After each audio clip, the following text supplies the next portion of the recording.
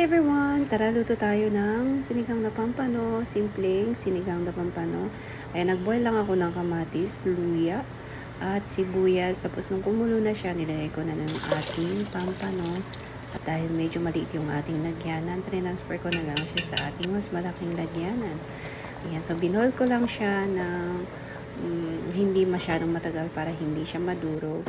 Yan, nilagay na natin yung ating sili, ang ating mustasa syempre. Ayan, galing ito sa ating likod. Ayan, dahil nga nasa hospital yung asawa ko. Ayan, magluto tayo para hindi niya maamoy. Ayan, so 'di ba napakadali lang ang ating sinigang na pampano.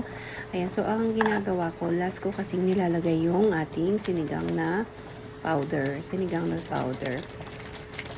Ayan, tapos pakuluan ko lang siya ng konti and then ready to go. Ganyan lang ako magluto ng pampano. Na-miss ko talagang kumain ng fish.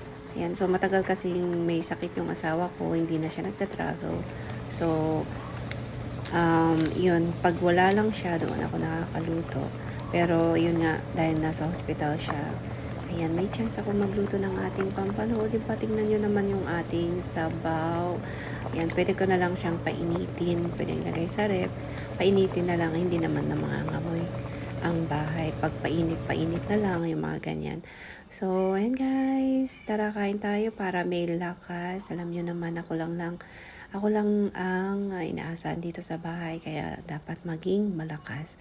Kaya iyan, diba ang taba ng ating fish.